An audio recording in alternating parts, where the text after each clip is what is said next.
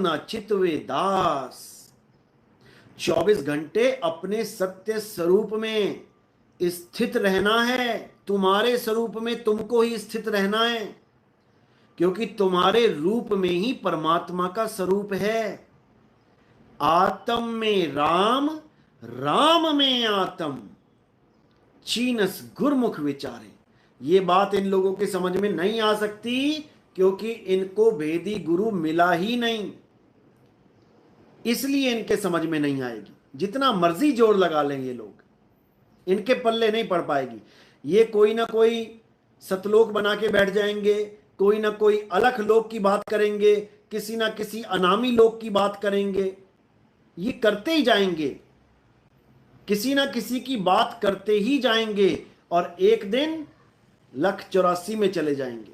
तो इसी को समझा रहे हैं कबीर साहब, जो चाहे निज रूप को तो शब्द ही ले परख।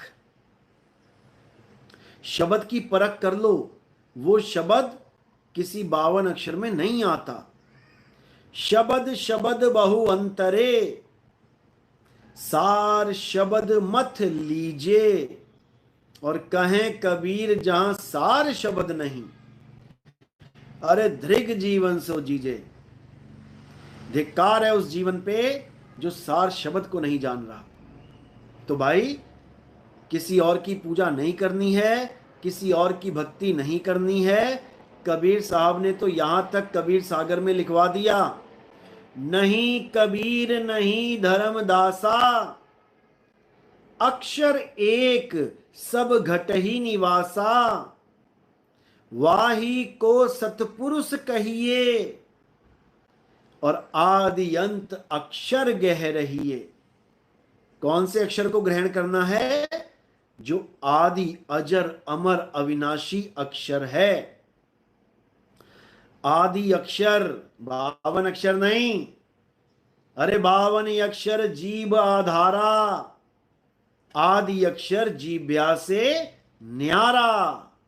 वाही को सत सिमरण कहिए, सिमर सिमर नर उतरो पारा। ये जितने भी मंत्र जाप कराने वाले गुरु हैं, अगर खुदा ना खास्ता इनकी जीभ कट जाए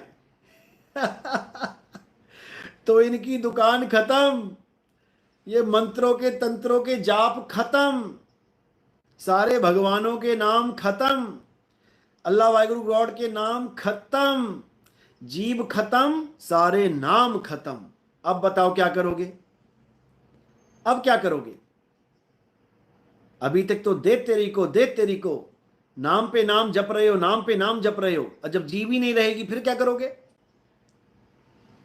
इसीलिए नानक साहब ने जीव का खेल ही खत्म कर दिया, कबीर साहब ने जीव का खेल ही खत्म कर दिया।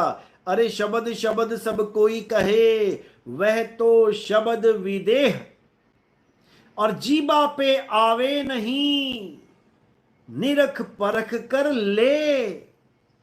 जीबा पे आवे नहीं, कर दिया ना खेल खत्म। यही नानक साहब ने किया। अखा वाजो वेखना बिन करनी सुनना, पैरा वाजो चलना बिन हथी करना। अरे जीबा वाजो बोलना, यू जीवित मरना। नानक हुक्म पछाण, तो जा खसमे मिलना। उस खसम से तभी मिल पाएंगे जब तक अपने असली स्वरूप को नहीं जान पाएंगे। और कौन जानेगा अपने स्वरूप को? ये जीव जानेगा। समझे? जीव को परमात्मा मत मान लेना पारख सिद्धांत वालों की तरह।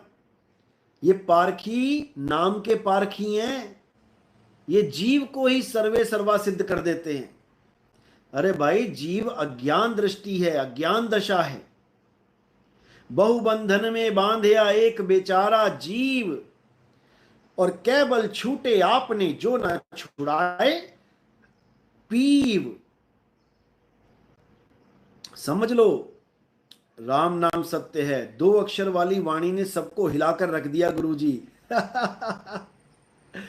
इसीलिए परमात्मा ने पहले ही ये वाणी इन लोगों के ग्रंथों में डलवा दी। रामपाल जी की ग्रंथ में डलवा दिया, राधा स्वामी के ग्रंथ में डलवा दिया, मधु परमहंस जी के ग्रंथ में डलवा दिया। इसीलिए डलवा दिया क्योंकि यही ब्रह्मास्त्र है युग पलटने का।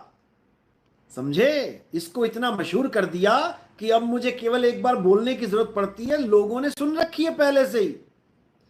इसके अलावा मदन साहब की कोई वाणी नहीं जानता। अभी 2 4 5 10 दिनों से मैं एक बोलने लगा हूं, तब जाके लोगों को दूसरी वाणी पता लगी है मदन साहब की, क्योंकि ये एक वाणी ही परमाणु बम है इस कलयुग का। दूसरी वाणी कौन सी है? शब्द स्वरूपी ज्ञानमय, दया सिंधु मत धीर, और मदन सकल घट पूर्ण है, करता सत्य कबीर। परमात्मा का स्वरूप बताया जा रहा है और तुम्हारा भी वही स्वरूप है, शब्द स्वरूपी। परमात्मा क्या है? शब्द स्वरूपी है। और तुम क्या हो? तुम भी शब्द स्वरूपी हो, लेकिन अपने स्वरूप को भूल बैठे हो। इसलिए तुम्हें जैसा भी गुरु मिल रहा है, जो भी शब्द दे रहा है, तुम उन शब्दों को जपने में लगे पड़े हो। अब अपने स्वरूप को पाने के लिए क्या करना पड़ेगा? इन सारे शब्दों को फेंको किनारे और अपने स्वरूप को, अपने असली स्वरूप को, अपने निज शब्द को पहचानो। समझो, शब्द को पहचानो। उसी शब्द में परमात्मा का वास है, क्योंकि शब्द ही परमात्मा है। गुरु ग्रंथ साहब आप पढ़ेंगे, आप गुरुद्वारे जाते हो, गुरुद्वारे में जो लास्ट में अरदास होती है उसमें देखो क्या बोलते हैं, जो प्रभु को मिलबोच है, यानी जो प्रभु से मिलना चाहता है तो खोज शब्द में ले। लेकिन कौन से शब्द में खोजूं ये नहीं पता। अब तुम सिख बन गए तो वाहिगुरु वाहिगुरु शब्द में खोजो, हिंदू हो तो राम राम कृष्ण कृष्ण शब्द में खोजो, मुसलमान हो तो अल्लाहू अल्लाहू में खोजो, ईसाई हो तो हालेलुया में खोजो, गॉड गॉड में खोजो। सब 52 अक्षरों में खोजने में लगे हैं। और गुरु ग्रंथ साहब में बिल्कुल क्लियर कट बता दिया गया, 52 अक्षर जोरे आन, सक्या न अक्षर एक पहचान। उस एक अक्षर को पहचानना है, जपना नहीं है 52 अक्षर। उस एक अक्षर को पहचानो कि वो एक अक्षर क्या है, फिर देखो क्या होता है।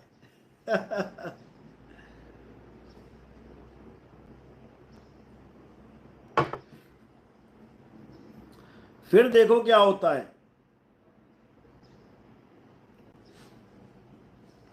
रामपाल शाक्य है, मेरे मालिक अपना आशीर्वाद मेरे सिर पर बनाए रखना। आशीर्वाद मालिक का बना हुआ है, आप चिंता मत करें।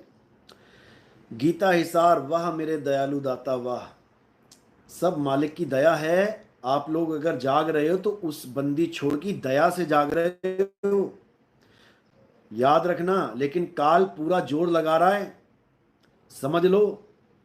चारों तरफ से काल हावी है, पता नहीं कौन कैसे कैसे भरमाने में लगा हुआ है। ये आखिरी मौका है मेरे भाइयों।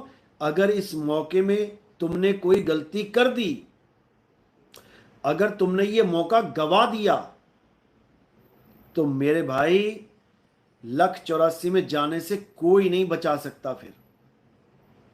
इसलिए अच्छे से समझ लो मैं क्या समझाना चाह रहा हूं। ऐसे बहुत से लोग आएंगे जो बोलेंगे नितिन दास तो आत्मा की पूजा करवाता है, नितिन दास तो आत्मदेव की साधना करवाता है, इसको परमात्म देव का पता नहीं है। ऐसे ऐसे बोलने वाले भी आएंगे, और जो कच्चे घड़े होंगे वो कहेंगे अरे हाँ बात तो सही है, नितिन दास तो आत्मदेव ही करता है। अरे भाई, आत्मदेव ही परमात्मा है और जीवात्मा खोजी है। जीवात्मा को आत्मदेव मत समझ लेना। गुरु ग्रंथ साहब में संतों की वाणी है, आत्मदेव पूजिए गुरु के सहज सुभाए। तो फिर तो वो आत्मा की बात कर रहे हैं, परमात्मा की तो बात ही नहीं हुई। ऐसे भरमाने वाले भी बहुत मिलेंगे, लेकिन जो कच्चा घड़ा होगा वही भरमेगा।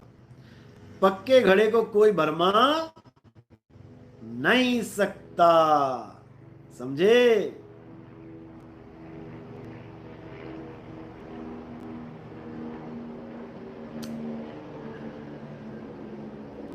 तो आत्मा परमात्मा का यही भेद है। जीवात्मा को परम अवस्था प्राप्त हो जाए तो जीव से पीव हो जाता है। ये इनके समझ में नहीं आएगा, क्योंकि ये किसी और परमात्मा को ढूंढने में लगे हैं जो सतलोक में गन्ने चूस रहा है।